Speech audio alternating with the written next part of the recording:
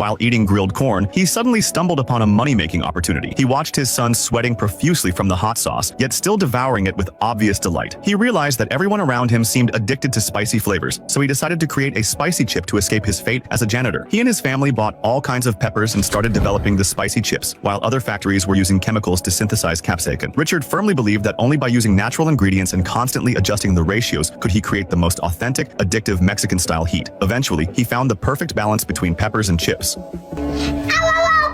Burns good or burns bad?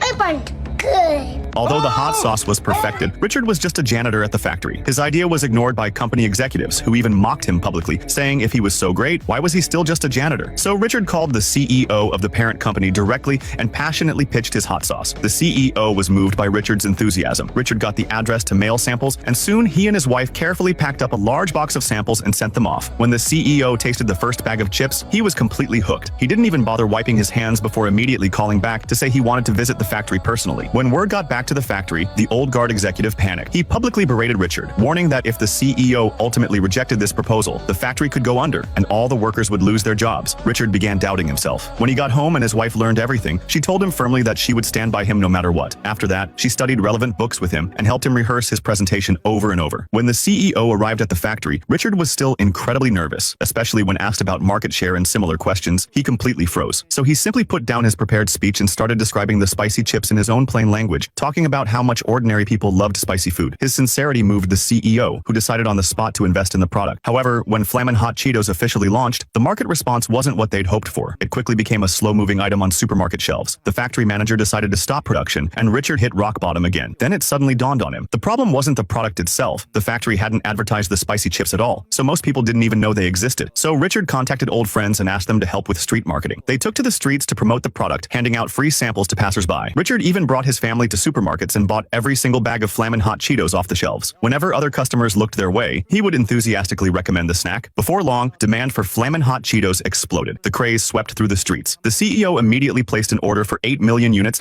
and the struggling factory roared back to life. The machines ran around the clock at full capacity. 5 months later, the factory broke its sales records and returned to peak capacity. Yet Richard was still just a janitor. When he went upstairs to clean, he found the CEO waiting for him. Under Richard's gaze, the CEO personally hung his nameplate on an office door. He was officially promoted to marketing director. The entire company gave him a standing ovation, and Richard immediately shared the good news with his wife. Richard's journey from the bottom of society all the way to corporate executive perfectly illustrates that behind every successful man, there's a great woman supporting him.